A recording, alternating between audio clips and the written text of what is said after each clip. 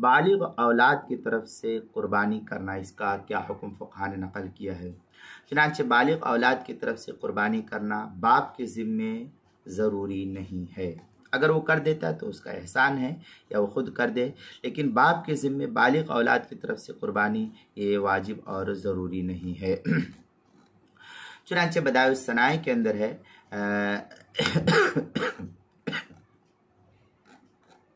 بدائع الصنائع میں ومن بلغ من الصغار فی ایام النحر وهو موسر یجب علیہ باجماع اصحابنا لان الاہلیہ من حر فی آخر الوقت لا فی اولی۔ اس طریقے کی عبارت جو ہے نقل کی ہے بدائع الصنائع کی 5ویں جلد صفحہ 64 کتاب التضحیہ فصل اما شرائط الوجوب، جو HM سعید کراچی کا چھپا ہوا نسخہ ہے، اس کے اندر بدائع الصنائع کے، اور فتاوی شامی 6 جلد صفحہ 316 کتاب الضحیہ جو HM سعید کراچی کا چھپا ہوا نسخہ ہے، اس کے اندر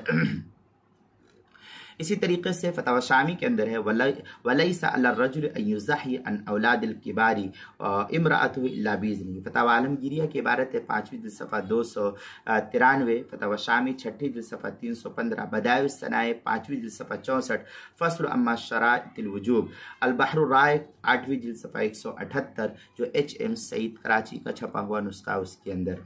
یہ تو ایک صورتحال تھی۔ دوسرے یہ کہ اگر بالغ اولاد خود مالدار ہے تو وہ خود قربانی اپنی کرے یا اپنے مال میں سے وہ خود کرائے، جو بھی صورتحال ہو وہ خود قربانی کرے، یا باپ کو اجازت دے دے کہ میری طرف سے بھی آپ قربانی کر دیجئے۔ بالغ اولاد کی اجازت سے باپ ان کی طرف سے قربانی کر سکتا ہے، اس میں کوئی حرج کی بات نہیں ہے۔ چنانچہ بدائع الصنائع میں وَلَوْ ضَحَّى بَدَنُهُ عَنْ نَفْسِهِ وَعَنْ أَوْلَادِهِ فَإِنْ كَانُوا صِغَارًا أَجْزَاهُمْ وَإِنْ كَانُوا كِبَارًا فَإِنْ فَعَلَ ذَلِكَ بِأَمْرِهِمْ۔ اس طریقے کی عبارت جو ہے بدائع الصنائع کی 5ویں جلد صفحہ 67 فصل اما کیفیت الوجوب کے تحت نقل کیا ہے۔ البحر الرائق 8ویں جلد صفحہ 178، فتاوی شامی 6 جلد صفحہ 315 جو HM سعید کراچی پاکستان کا چھپا ہوا نسخہ ہے اس کے اندر۔ اور قربانی کے مسائل کا انسائکلوپیڈیا صفحہ 38 عنوان ہے بالغ اولاد کی طرف سے قربانی کرنا، باب البا کے تحت، حروف تہجی کے با کے تحت جو ہے اس مسئلے کو نقل کیا گیا ہے۔